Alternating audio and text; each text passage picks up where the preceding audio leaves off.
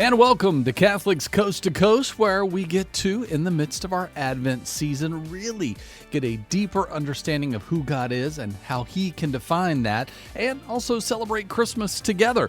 I'm Ace McKay, your host, where each and every week we like to take a look at what's happening in conversations at Podcast Central. When you go to EWTN.com/radio, you get to be encouraged and also take these with you as you travel through the Christmas holidays. So, to jumpstart into our Advent season, Catholic Radio Review with the Holiday Reflections, giving the fact that many of us already in the midst of overwhelming feelings for this year's Christmas, and now offering inspiration and some practical advice for celebrating the holidays in a meaningful, hope-filled way.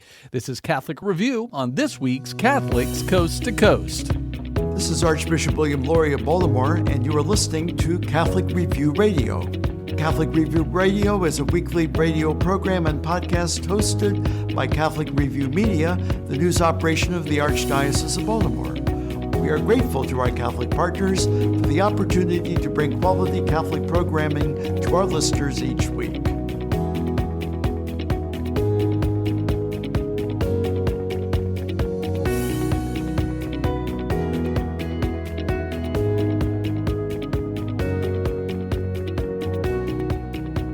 Welcome to Catholic Review Radio. I'm George Matisek. With the holidays upon us and all the many expectations that come with them, many people can feel overwhelmed at this time of the year. Paul Jarzembowski offers inspiration and some practical advice for celebrating the holidays in a meaningful, hope-filled way. Paul is the author of a newly released book from Paulus Press, Hope for the Holidays, Finding Light at the Darkest Time of the Year. Paul serves as Associate Director for Laity with the U.S. Conference of Catholic Bishops and is a parishioner of St. Elizabeth Ann Seton in Crofton.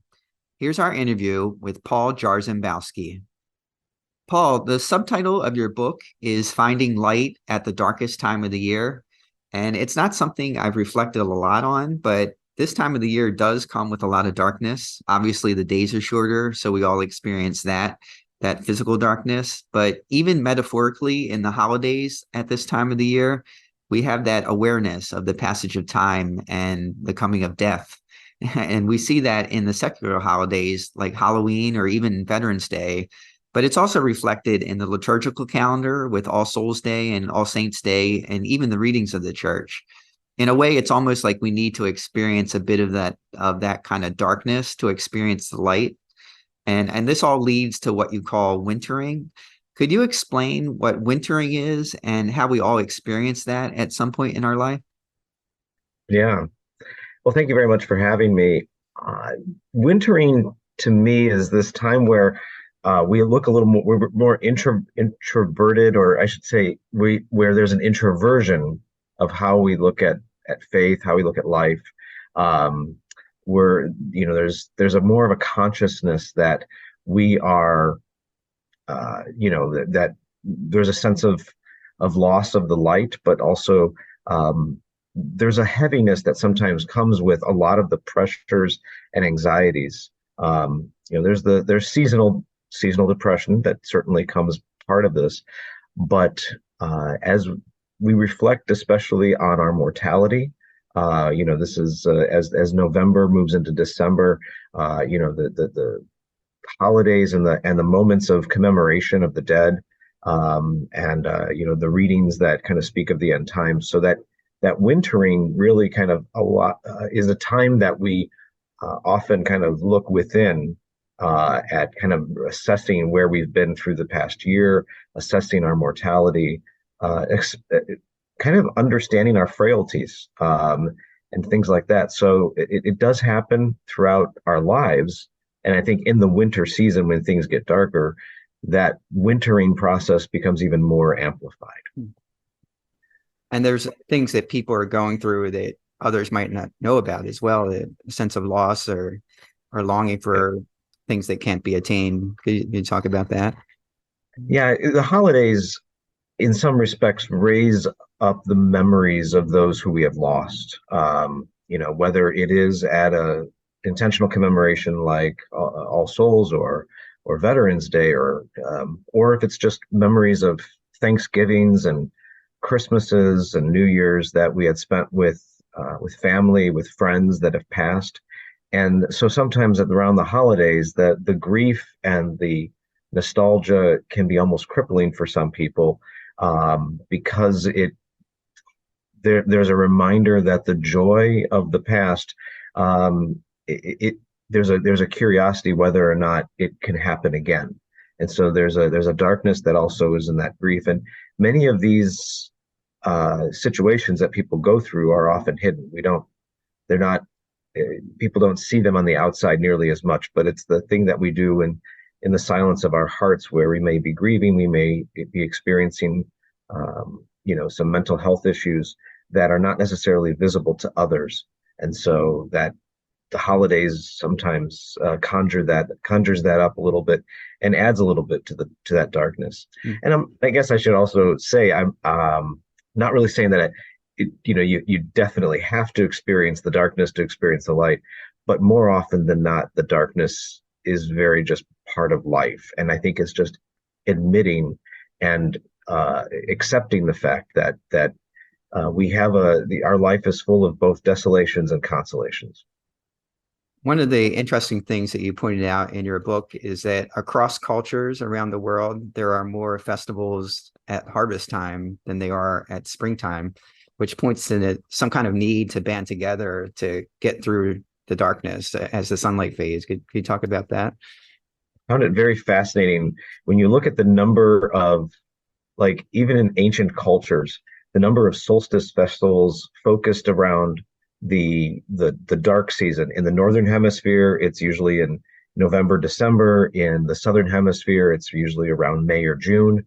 But it's fascinating that as historians look at where the biggest festivals are, they're usually northern hemisphere or southern hemisphere, always connected around the winter solstice. Now we in the north know it around the December timeframe, but I kind of like to think that humanity is since its dawn has been yearning to fight against the darkness, physical darkness, interior darkness, spiritual darkness, and the notion of coming together to kind of combat that, and that the light ultimately comes from community. It comes from this communion that we have. When the Christian community came along, we understood it as Jesus Christ. And that we really understood that is the ultimate light, and that the community formed around Jesus Christ can break the darkness greater than anything. And so it was that to me is just very fascinating, and it fits the pattern that humanity has been doing since the dawn of time in both the northern and southern hemispheres. We're a little bit luckier in the north that Christmas lines up with our winter solstice in our darkest time, but still there is that idea that we as a human species are constantly looking to fight against the darkness. When you talk about hope, what is hope? I mean, from a secular point of view, it's almost like this magical yearning for something to make something happen, or wishing. But there's also a theological definition of hope. What is hope? So for Christians, for us, we have a faith that's grounded in hope. I mean, without the resurrection, we wouldn't be Christians. The ultimate hope that was fulfilled in Jesus Christ, that there was death, and then there was resurrection. So the ultimate definition of hope is Christ, and that example that we see, that we can see in our own lives, that every cross is just an avenue to a resurrection. And that hope, as I see it, and I think as the church understands it, is that that God always has something greater on the horizon for us. No matter our darkest days, there is always something greater. And life is full of desolations and consolations, moments where there is no hope, and then consolations result from that. And the ultimate consolation that we will have in our life is union with God. And so, as I like to think, there's always an upswing that's waiting for us. No matter how down the downswing is, God always promises an upswing, including the last upswing we will ever experience, which is life with the Lord in heaven. So hope is always possible. And I think part of the reason I really wanted to raise it up is because at this dark time of year, you know, we can feel very hopeless. Even those of us who are active in our faith can feel hopeless. And so I wanted to write this as a reminder that um, that this is the season where we can find it, but not to find it in some shallow, hollow, inauthentic way, but really kind of going back to that reason for the season, if I can use a phrase, that the ultimate hope is in Christ, and that there's always something greater just around the corner. I think there's even a lack of hope in the wider culture. If you just look the state of the tensions in our country, in our church, across the board, there's this sense of a lack of hope, I think. Yeah, people can feel defeated and defeatist and, nihilistic, and feeling like there's a lot of catastrophizing. This is the worst ever. And it can really calcify ourselves. We kind of become suspicious of one another because we don't have hope in each other, in the Christ that lives within each other. So we grow suspicious of each other. So, and I'm not to say that we have to be Pollyanna about everything, but certainly the opposite extreme which is where we often are in our wider culture. And yeah, there's a lot of evidence pointing to, be hopeless. There's wars, there's polarization, there's the economy, the poverty, name the issue. Yeah, there's a lot of evidence to point that direction. But we as people of faith know that the evidence on the other side, that God delivers, and he's had a history of delivering for us from the dawn of creation. God has always delivered. So we have to kind of reconnect with that hope that God has for us, and not be succumb to the defeatism that I think is very prevalent in our culture today. Mm-hmm. You structure your book around a lot of the themes from A Christmas Carol by Charles Dickens, and it's obvious that you have a great love for that work. When were you first exposed to that book, and why did you choose to structure your book around those kinds of themes?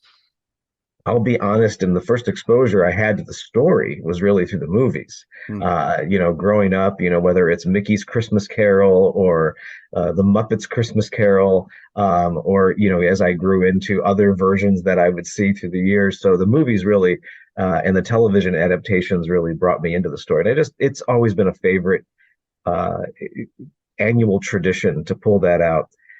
It's only recently that I really discovered the book, and the book is even more in depth than those televised or adaptations. So yeah, I found that to be something that I gravitated towards, and it gives me hope each year, because how often I find myself in Scrooge's place at the beginning Scrooge, and so that story is one of a hopeless individual, and people seeing a lot of hopelessness in him, moving toward a person of great hope, and that people can find hope in his actions by the end. So it's a great story that I found as I was reflecting on this theme. It seemed to me to be the perfect complementary piece to use and it's also a great entry point for people who may not be, and I wrote this not only for people of faith, but people who don't have as much faith. And I knew that would be an easy entry point for some people to kind of get behind some of these themes that might make it more palatable for those who may be on the margins or on the peripheries of our communities. One of the great things you did in this book is raise the question of, what if our own Jacob Marley would come back to us and review our lives to this point? What will we see? And it's almost like an examination of conscience. Yeah, I will say, you'll also find in there the Nation Examine, Desolation and Consolation. My Jesuit roots are certainly on display as I wrote this book. So so a very my Jesuit educators would be proud to know that I'm sharing some of the traditions that St. Ignatius has for our church.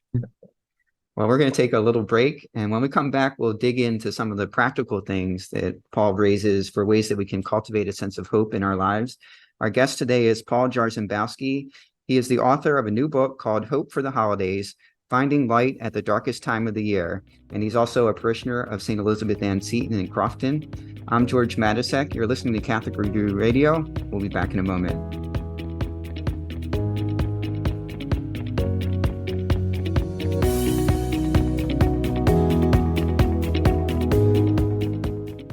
I have been a school sister of Notre Dame for 72 years. Most senior Catholic sisters, brothers, and religious order priests served for years with little pay. I always taught the primary grades, and I loved it. Today, hundreds of religious communities lack retirement funds. Your gift to the Retirement Fund for Religious helps provide medications and care. Please give to those who have given a lifetime. Thank you, and God bless you 100-fold. Donate at your local parish. Remember the spirit of your parish community, the power of worshiping together, the warmth of friends new and old who share your faith. Join us for Mass this weekend. Visit archbell.org to find a Catholic parish near you. Feel the joy. This is Archbishop William Lori of Baltimore, and you are listening to Catholic Review Radio. Welcome back to Catholic Review Radio. I'm George Matysek. Our guest today is Paul Jarzembowski. He is the author of a new book called Hope for the Holidays, Finding Light at the Darkest Time of the Year. Paul, what are some of the ways that people can actually go about cultivating a sense of hope in their lives?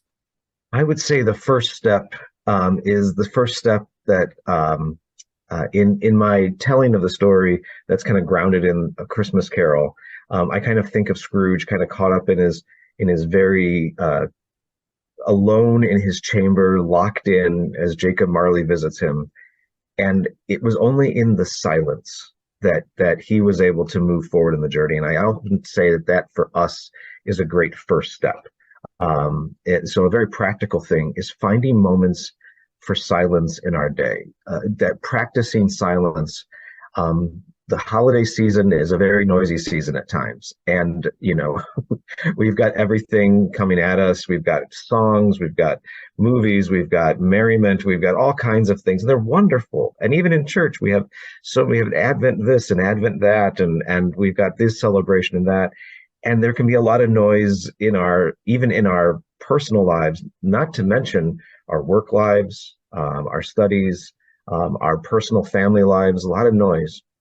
So the first practical thing to kind of move into any of these steps is just really to carve out moments of silence. And when someone says, well, I don't have time for silence, my argument would be that God graces us. We admit to ourselves, God graces us with these moments that we could use, such as the drive into the office, for instance. If you've got a commute of 5 minutes or 50 minutes, or whatever length it is, that to use that time and to turn off the radio, to turn down the noise, even in our own heads, and just to use that, for instance, on a daily basis for moments of silence. And there could be other times throughout the holiday seasons that we can do this as well. Finding a sacred space to do that is very helpful. But even if that isn't possible, throughout our day, finding time for silence, that's just the first step. There's many other steps, but I think the first step is silence. I know during Lent, a lot of people do social media fasts. And if you think about it, I know how much time I spend just scrolling, looking at news stories and stuff. If you take away that time, you've got an hour or two where you could devote to reflection and silence.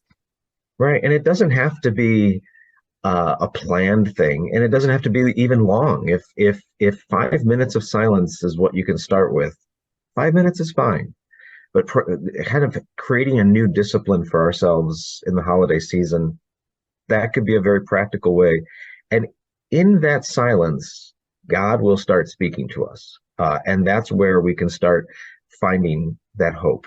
But sometimes it has to start by us stopping. You talk about the power of nostalgia in your book as also a way of not only cultivating hope, but looking back on the past. What are some of the ways people can do that practically? Yeah, the holidays especially around Christmas, because of those memories that sometimes can cause some bittersweetness, remembrances of people who have passed. I found that, again, using silence perhaps as a launch board, um, taking out of old photo albums, or if you are on social media, scrolling back farther and farther and farther into the past of your social media account and reflecting on those moments in the past and reflecting on them in a sense of gratitude.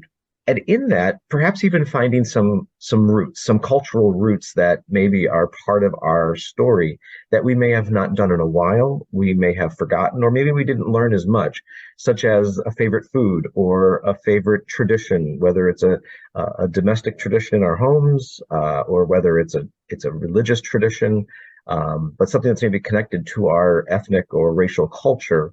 Kind of rediscovering that and maybe using this holiday season as an opportunity to resurrect it and to find a new place for it in our lives. It connects us back to our ancestors in faith, whether that ancestor is our grandparents, our culture from Europe or from Africa or from Asia, wherever we're from. Or perhaps it comes from just something that is special to us in who we are in our lives. Maybe something that we connect with our friends or loved ones, maybe as recently as a few years ago.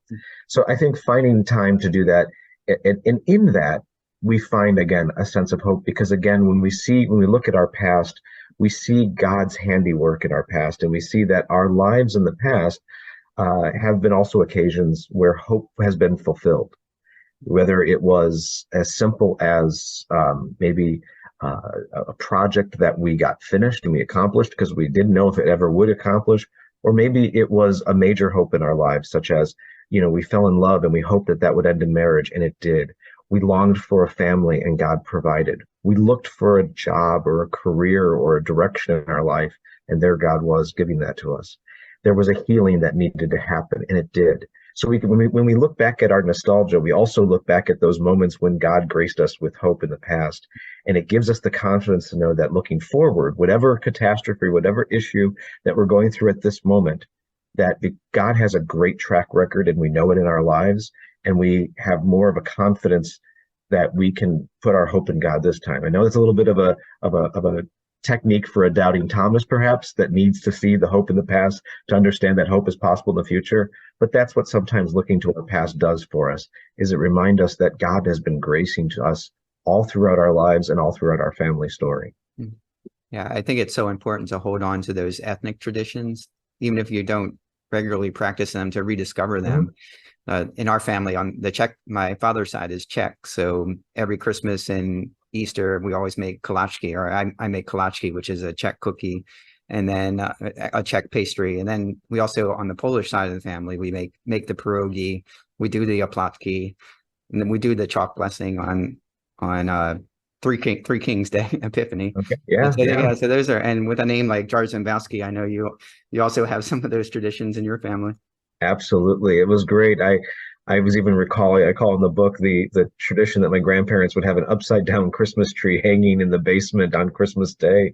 And I just thought they were weird. But then the more when I did my own exploration of my story, I discovered there's a history to that. And that upside down Christmas tree has roots in Poland. And that's what my grandparents were doing. They weren't just being strange people who didn't know how to put up a Christmas tree, but that was a tradition that went back centuries. And it was great to relearn. And then by me relearning, it was a chance for me to feel in a sense of solidarity, like I was walking through those holiday memories with my grandparents as fellow travelers. And they've passed on since, but it gave me a renewed sense of love and purpose and connection to my roots. We have about a minute left. You talk a lot about movies, Christmas movies in this book. Is there one single favorite of yours that kind of inspires hope? For me, White Christmas, and it's and I guess for me, the hope that it kind of comes in is that, the story. I don't want to give away too much for spoilers for those who haven't seen this 60-some-year-old movie, but it's a story where the memories of those who inspire us, our mentor figures, that we can then honor our mentors, and we have the ability to do that. And so for me, that I keep thinking to myself, all the people in my life who have been my teachers and who have kind of guided and directed me, kind of like the general directed Bing Crosby or whatever their names are in the movie. But it causes me to go back to those kinds of experiences, and again, that gives me some hope that it's possible. And who can I then mentor for the next generation? Great. Well, our guest today has been Paul Jarzembowski. He is the author of Hope for the Holidays, Finding Light at the Darkest Time of the Year. And he's also a parishioner of St. Elizabeth Ann Seton in Crofton. And you will be giving a special presentation at your home parish. Could you tell us about that? That's going to be on St. Nicholas Day, December 6th. Yeah, on St. Nick's Day, December 6th in the evening, 7 p.m. at St. Elizabeth Seton in Crofton. I'll be kind of unpacking, doing a little bit of this, but in a more reflective way, so that people can take the moment to reflect on their hopes, and hopefully kind of renew their hope as they kind of get ready for Advent and Christmas. And people could get your book there. And where else could they get your book? They can get my book there. They can get it online at paulistpress.com, their favorite online bookseller. Even the Barnes & Noble in Annapolis will be stocking it this year. Great. Well, Paul, thanks so much for being here on Catholic Review Radio. It was my pleasure. Thank you for having me. Well, becoming a Hope-a-holic during the Advent season, that is the Catholic Review. As we continue Advent, don't forget you can catch up on previous or future episodes when you go to Catholic Radio Review section at ewtn.com/radio. Easy to find, and we'll look forward to taking that with us as we travel for the holidays. I'm Ace McKay. This is Catholics Coast to Coast, and we're going to take a quick break, but when we return, we're going to continue our Advent reflections, as maybe a little shopping is something you've been trying to conquer, and it's on everyone's mind. Father Joseph, Lauren, and Daniel helping us to discuss how shopping for material goods can impact our spiritual life, and for the positive and negative within that. So we'll do that with Restless coming up next on Catholics Coast to Coast. If it's central to the faith, you can find it on EWTN Podcast Central, featuring the best of EWTN Radio, as well as faith-filled podcasts from our friends and affiliates across the nation, all in one place, all free. The destination for great Catholic audio programming is EWTN Podcast Central. It's like podcast heaven. Visit EWTN.com/radio/podcasts today. Welcome back to Restless. My name is Father Joseph Gill, priest of the Diocese of Bridgeport, Connecticut, and you've joined Lauren and Daniel as together we restlessly seek the face of Christ in today's crazy and mixed up world. You guys are here, so clearly you're not out shopping. I will not be participating. You're not? No? What about you, Lauren? Are you a Black Friday shopper? I have never been a Black Friday shopper. No, me neither. But no, every Black Friday, usually I have a little sports day for some of the fathers and sons from Cardinal Kung. We get together and just play some football. And yeah, so I'm going to be heading up to Ridgefield shortly to go and have that little sports day. Should be a lot of fun. Should be good weather, God willing. Do you use a public park or a playing field? We use a public park or a school if it's raining. But yeah, I think the Black Friday stuff is absolutely insane. I mean, what do you guys think? Like, because they start sometimes like Thanksgiving night. They do indeed. You see the videos at least, but I have seen it on the highway. I've never participated, but driving down 95, you go by Walmart, in Stratford or so, and you can see on the highway all the parking lot filled up on Thanksgiving night if you're coming back from, say, seeing family in Eastern Connecticut, as I tend to do. Yeah. So it starts early. Which is amazing because today everybody shops online, right? I mean, what percentage of your shopping do you think you do online versus in person? It depends, I guess, what I'm buying. I do both. I'm not like try on the clothes. Well, yeah, but I have bought clothing online too now. I typically don't have patience for shopping for clothing in the store. Like I just tire out immediately a lot of the time. What tires you out? The sales clerks or? Just everything. I don't want to be in the store. I don't want to go through looking for things, right? I like to buy things that are on sale, so that takes more time, right? Like finding something that's actually placed in the right spot, when they organize by size. Yeah. So I often I don't have the energy for it often, but clothing generally, yes, in the store. I don't do it very often either. Yeah. This may sound totally priggish, but it's for me, it's certainly true. I get like almost like physically nauseated just by being around so much like worldliness when you walk into a store. It's just, everything is like, it's just so consumerist. And it just, to me, I don't know. And it, of course, never bothered me, but as I advanced in spiritual life, I was like, this is so shallow, just so empty. I don't know. When you say store, though, do you mean any kind of store? When you say that, I'm picturing like an outlet store, a store at a mall. Yeah. Where stores come in all shapes and sizes. That's true. Yeah. I don't mean like, grocery store. Not the grocery store. More like, an outlet store, Target, sure. Walmart, Target makes me rage 'cause Costco. it's red. Or like Macy's or something like that. It's just like everything is to draw you into spending money. That's it. It's the entire purpose. And I don't know. It feels like vapid.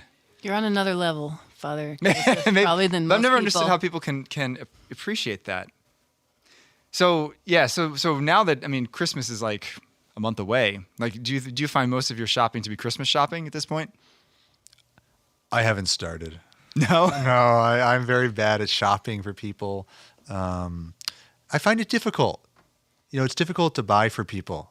Maybe it depends on one's personality, how one feels about this, but I'm always worried it won't be a very good gift, which leads me to then delay the process until very late in the game, which only increases anxiety. Yeah. But I found that gift giving, like if you think about a wedding these days, I think there was once upon a time, my understanding is, say, when my parents' generation was getting married, there was no internet, so there was no registry.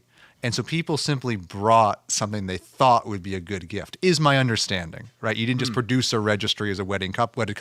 And in general, the culture, there was more spontaneity, serendipity, creative choice. But now gift giving is often kind of boring because people just send you a link, I want X, you hit the button, and they get it.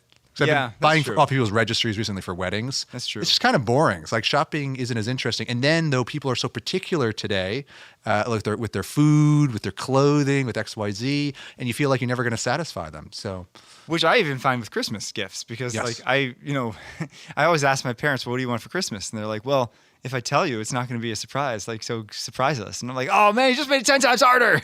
I want to know what you want. But I hear you about like the pressure of feeling like you have to get the right gift. And right. And I don't know. It's stressful. Yeah. I think there could be some input where there's still some choice, right? Like I could ask for a serving tray, for instance. I could definitely use more. But I don't know what type they're going to get me. Are you telling us you want us to get you a serving tray? Yeah, that's like on my list. If I have an aunt that always asks, what can I get you? Last year I said bowls. Okay, I had no bowls. I was thinking they would become, they would be glass, like 3, but instead I got like 6, and they're silver, but they're also colored. Cool. There's some variety, in what people can shop for and choose for you. But see, that drives me crazy as a recipient because I like to pick my own stuff. Like I've always felt very uncomfortable, especially when people give me clothes, because I'm like, well, that's nice, but that's not at all what I would have picked or worn. Or do you ever come around and wear it, or do you return it? Yeah, like a family gave me this really nice sweatshirt that it's from the company Spider, and has a spider on it, and I am deathly afraid of spiders. Wow. And it took not me know a long that. time. I'm deathly afraid of spiders. But they did not know that. I don't know if they did. I mean, it's really nice. It's a nice sweatshirt. They didn't think of it. And so it took me a long time to get to the point where I'm like, I can wear this thing and not actually like look down and freak myself out because I think there's a giant spider on my chest. Wow. That is a severe case of arachnophobia. It's pretty bad. Goodness gracious. That scene from Lord of the Rings with the big spider, I had to close my eyes. Yeah, I didn't like that scene either. That was the truth. Goodness. I don't like the spider brand either. I think the same thing. Yeah. Why would you want a spider creepy. on you? Yeah. I've never heard of the spider brand. It's creepy. It's creepy. Yeah, it looks like a spider. None of us are fans. Nope. Do either of you quickly re-gift gifts, return gifts, or donate gifts? Any of the above? Yes. You just without remorse. Shameless. I'm not actually saying it was without shameless, without a sense of no compunction. All of the kids here at Cardinal Kung have eaten re-gifts. People give me cookies and pies, and I bring it in.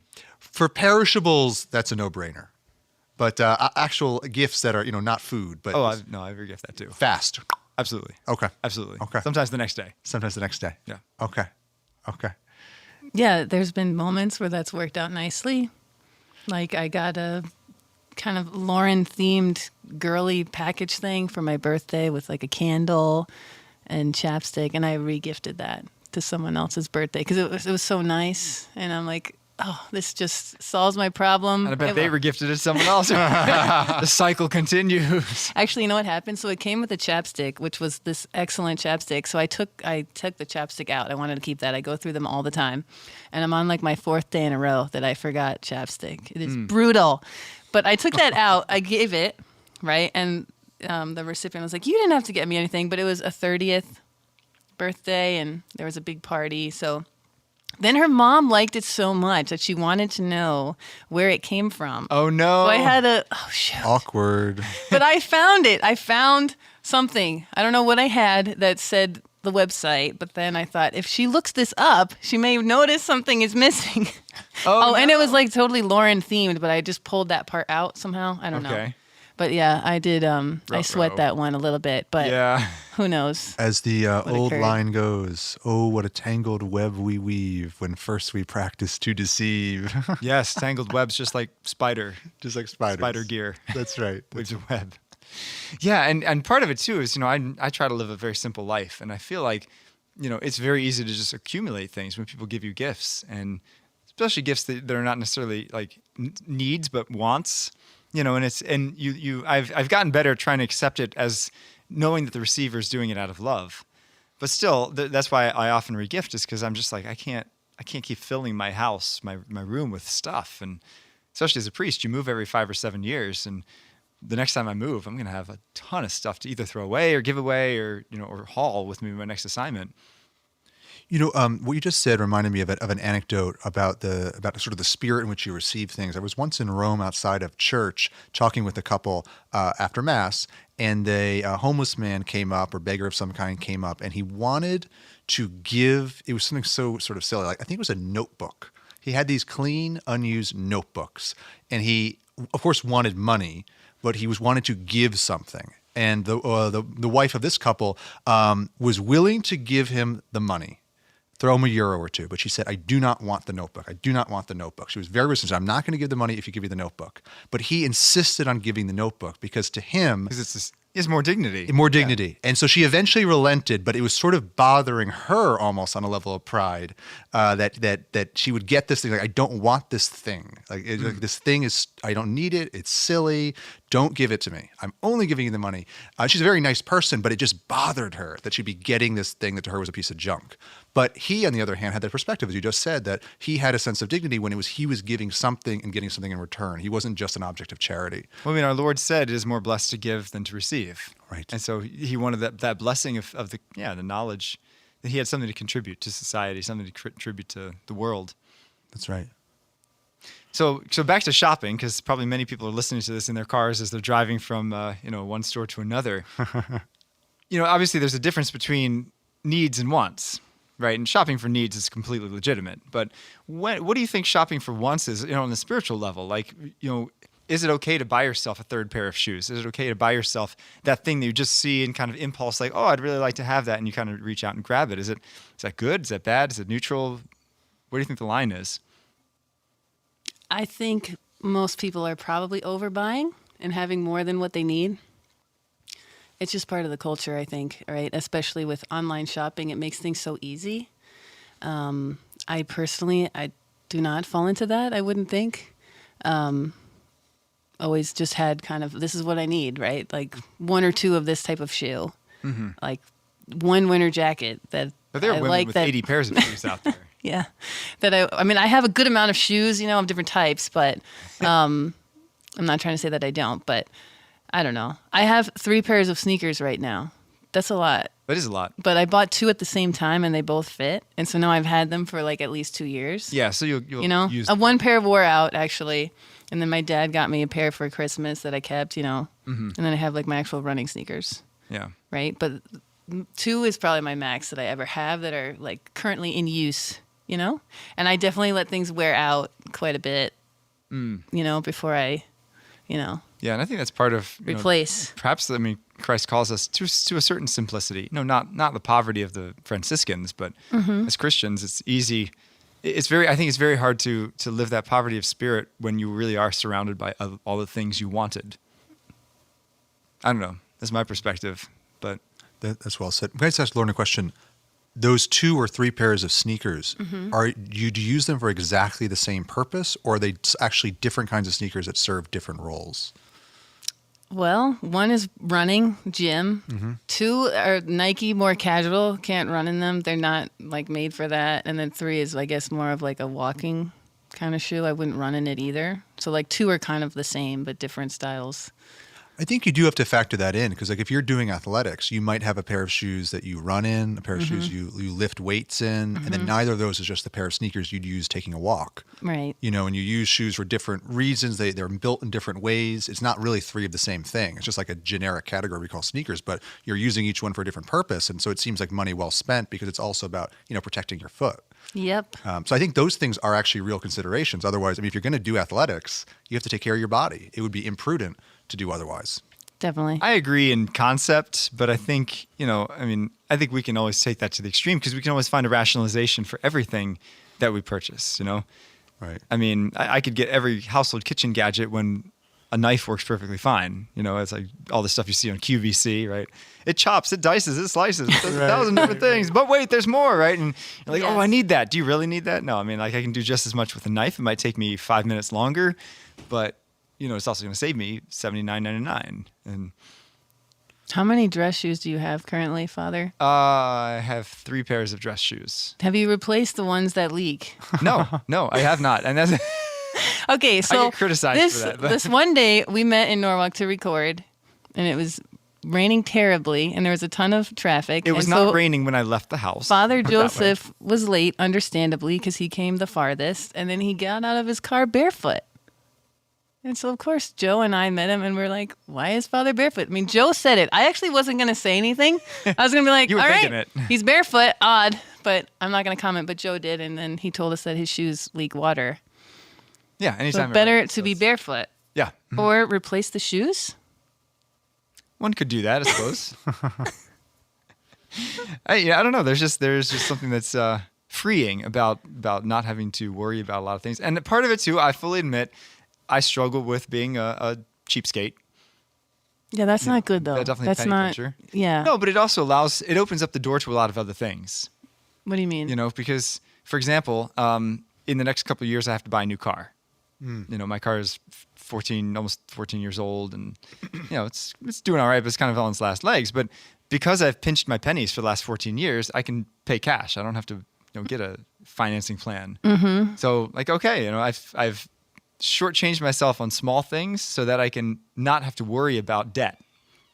Yeah, I agree with that. I bought my car in cash too. You know, I save a lot, but I mean, it boggles my mind. You know, during COVID, people were saying like 60-80% of Americans were living paycheck to paycheck. Mm-hmm. That boggles my mind. And I know sometimes circumstances, you have to do that, but the credit card debt that we all carry, do we really need? Who all carries that debt? credit card debt? I mean, I know really spend all the money we make every week, every month. It's a major problem, I guess, for thousands of Americans.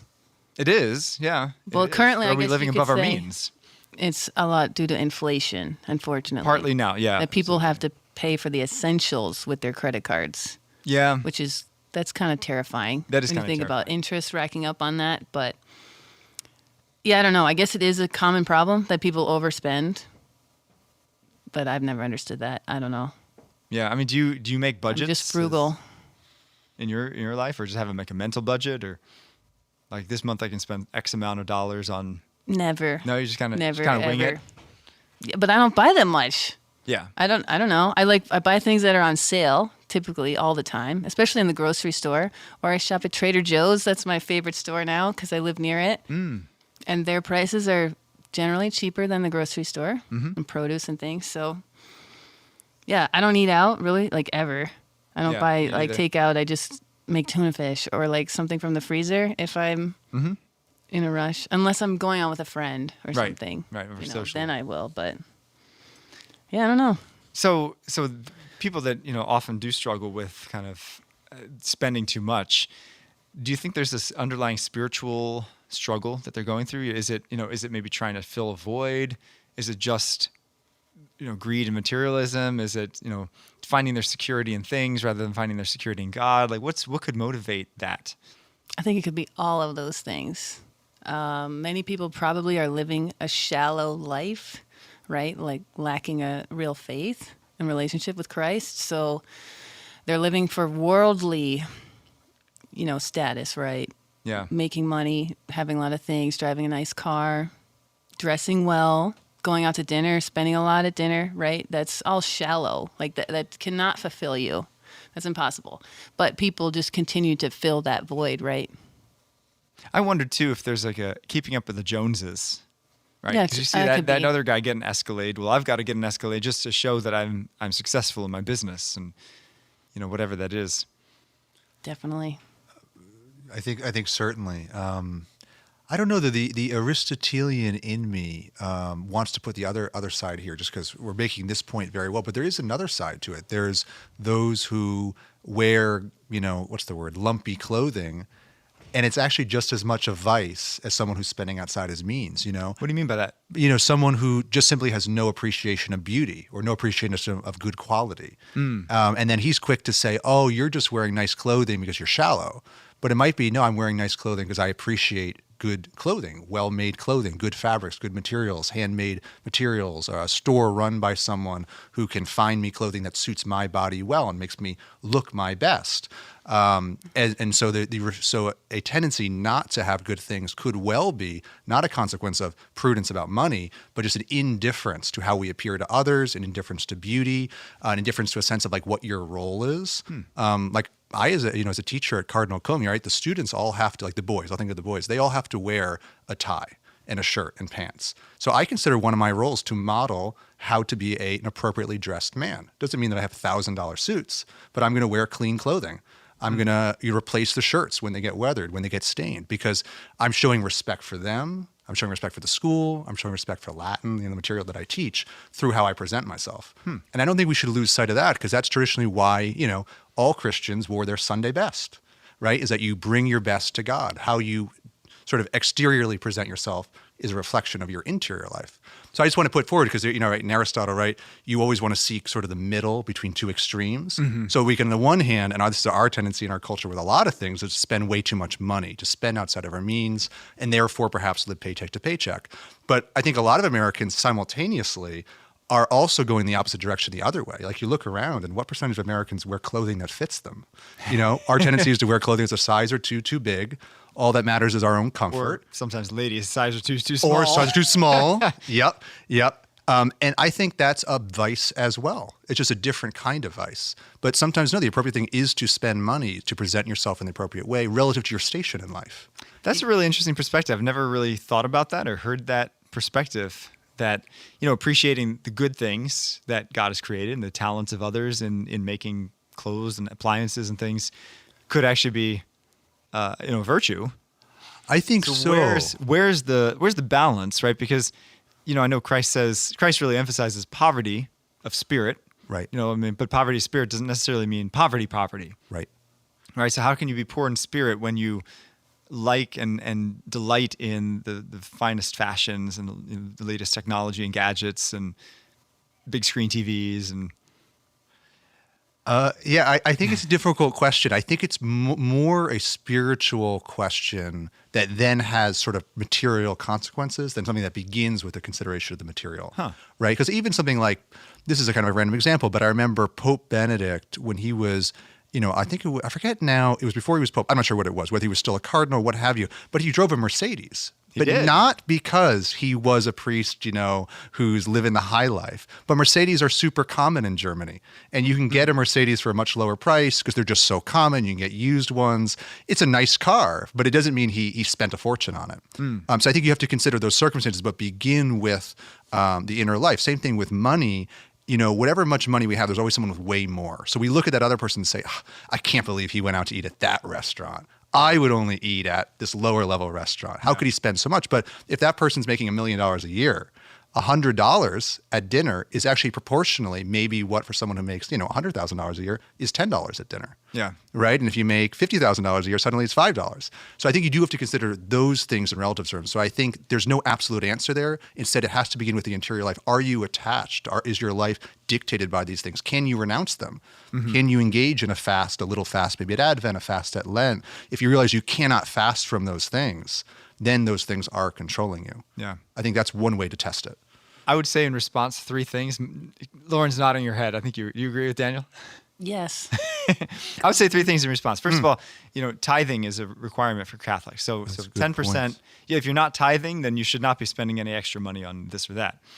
I think you're absolutely right about your state in life, because for a lay person to go to an expensive dinner is very different than for a priest to go to an expensive dinner. And even though I'm a diocesan priest and haven't taken a vow of poverty, I know tongues have wagged, and there's an old joke that the priests know the finest restaurants in town. That's right. Because we are blessed. I'm very blessed as a priest. There's very little that I have to pay for. I don't have to pay for my house. I don't have to pay for my food.